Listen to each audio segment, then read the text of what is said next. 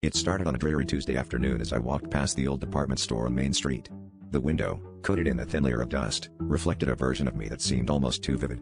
As I paused to adjust my scarf, I caught sight of something unsettling. My reflection winked at me. I laughed it off, chalking it up to fatigue or a trick of the light. But as I moved on, a creeping sensation settled in, like eyes crawling over my skin, as if the reflection hadn't remained static in the glass but had instead decided to follow. Days passed, and the strange occurrence slipped into the recesses of my mind. Until, that is, I began seeing the reflection in places where it shouldn't be. In the polished surface of my dining table, in the sheen of my phone screen, even in the rearview mirror of my car. Each time, it wasn't just a passive reflection, it would smile, wave, or, most disturbingly, point at something behind me. These small gestures felt like silent messages, like it was trying to communicate some dark secret that only it knew. I started avoiding mirrors and reflective surfaces, growing paranoid of what I'd see peering back at me. One night, as I lay in bed, my heart pounding against the silence, I heard a soft tapping at my window. Resigned but terrified, I got up to find nothing outside but the rustling branches of the old oak.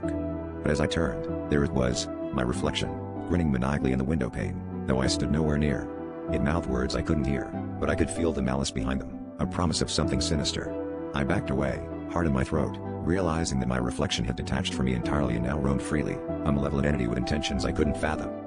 Desperate, I sought help from an old folklore expert who listened patiently before offering a grim solution.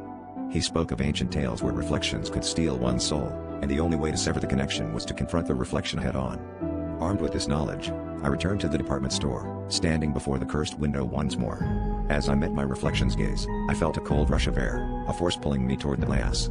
With every ounce of courage, I lunged forward, shattering the window. As shards rained down, I felt a release, as if the tether binding us had snapped.